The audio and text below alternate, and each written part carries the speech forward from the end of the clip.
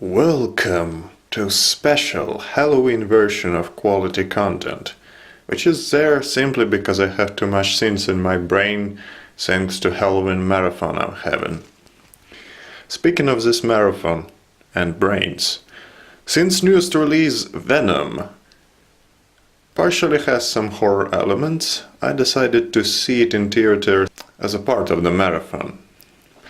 And after exiting the theater, I had extreme craving to do two things. Watch a film by Frank Henenlotter named Brain Damage and drink Aronia melanocarpa juice. I'm not quite sure what's with the juice, but I can explain a seemingly odd choice for a double feature. You see, I'm not saying that Venom is plagiarized. But if you have seen Brain Damage, especially back-to-back with Venom, I think you will agree, there are way too much similarities for that to be coincidence. In short, both movies are about black parasites slash symbiotes attaching themselves to a reluctant but perfect host, with some really odd and specific things matching up, such as main protagonists being introduced as sleepyheads in bed, design of the creature with chaotic teeth and gooey black texture, and both Venom and Elmer, parasite from Brain Damage, having lengthy conversations with their hosts. Of course, movies are not identical, as apart from a little important component called plot, there are a lot of things such as style, pacing, and genre conventions. All of them actually shape the movie as much as plot does. And that's why, despite good movies usually have a well-crafted story, there are a lot of adored cult movies, plots of which does not make much sense,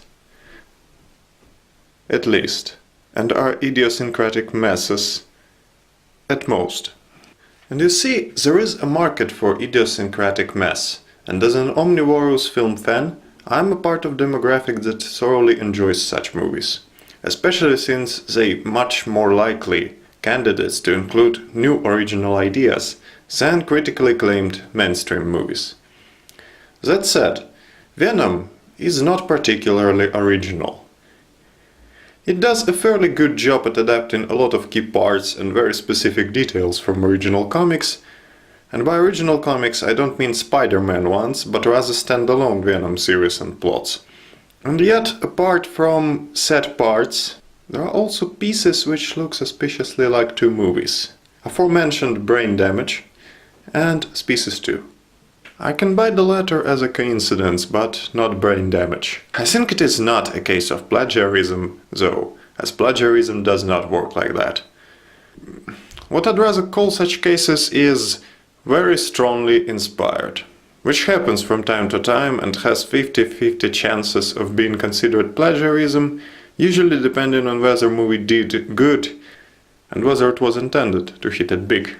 Filmmakers themselves stated that the movie is inspired by works of John Carpenter and David Cronenberg, as well as horror comedy films like An American Werewolf in London from 1981 and Ghostbusters from 1984. While I can see where those influences went, I really think that Brain Damage was seen by someone at some point there. And it's only but logical that filmmakers at least partially repeat what they've seen elsewhere, because it's how the medium works. Just as you can't write a book without learning the structure, and you will still likely have at least some unoriginal moments in there, same goes for movies. While I myself not buying similarities between Venom and Brain Damage as a coincidence, probability of that is still there. And I have a spoiler-ish case in point. If you have seen Venom, you know there are mid-credits scene with an important guy in prison and a post-credits one. My own short film Il Ritorno del Maestro, Return of the Master, released in March of 2018, had some strikingly similar prison sequences as well as almost exact same formulation of the post-credits scene.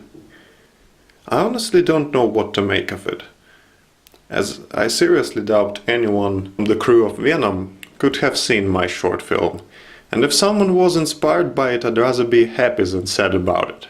The problem is, from now on people might think that I am the one ripping off Venom in my short film. Speaking of ripping off, I think that I need to explain some decisions about this very video essay, particularly lack of footage from the two movies. While it would have greatly helped me to illustrate my points, I am not a fan of doing that for two reasons. Firstly, my perception of both movies is subjective, and in order to agree or disagree, you'll need to see the movies for yourself. Secondly, I have a conflicting desires of making video essays and yet use as little copyrighted content as it is possible. Not just because YouTube is playing by those rules in terms of monetization, but also because I want to inspire as much people as I could to break the habit of using other people's works explicitly without a permit or a good reason. And while video essays are usually fair use and a good reason in my book, I have doubts about my own cases. That and a habit of using my own characters and footage to explain the situation. I hope you enjoyed that explanation, and if you did, you may tune in for some really weird stuff. I do. And more episodes of quality content. Spooky content in this case. A special October edition, of which there will be more.